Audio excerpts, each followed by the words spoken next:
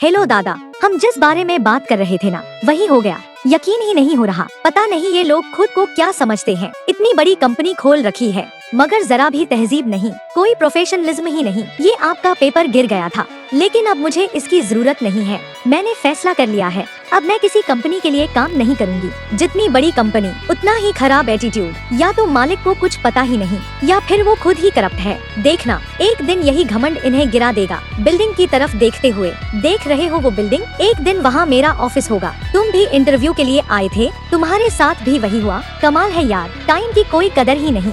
अगर इंटरव्यू नहीं लेना तो बुलाते क्यों हैं? मैं 730 रुपए खर्च करके कैब से आई थी, उससे अच्छा बस से आ जाती। तुम्हारा इंटरव्यू किस चीज का था? मैंने तो डिसाइड कर लिया है, मैं अपनी कंपनी शुरू करूंगी। और जाहिर है मुझे एक अच्छे मार्केटिंग वाले की जरूरत पड़ेगी। अगर तुम चाहो तो मैं तुम्हें जॉब दे सकती हूँ, लेकिन पहले तुम्हारा इंटरव्यू मैं खुद लूंगी। देखना पड़ेगा कि तुम इसके काबिल हो भी या नहीं। तुम्हारा नाम? अली। अच्छा नाम है। बस आती है, चलो जल्दी करो। बस आ गई। बस सीन। कंडक्टर भाई किराया निकालो, सब अपना अपना किराया दो। ये क्या, तुम्हारे पास किराया नहीं है? फिर बस में क्यों बैठे? उतरो नीचे, ये मुफ्त की गाड़ी नहीं है। लड़की रुको, एक मिनट, वो बेरोजगार है शायद, उसके पास पैसे नहीं है। ये लो, इसमें से उसका किराया भी काट लो। कंडक्टर ठीक है, चलो बैठो। Music romantic tone. लड़का गुनगुनाता है, तुम ही हो, अब तुम ही हो, जिंदगी अब तुम ही हो। Scene shift. तुम यही रहते हो? अच्छा इत्तेफाक है, मेरा घर भी पास नहीं है। लड़का लेकिन मेरी जॉब का क्या होगा? लड़की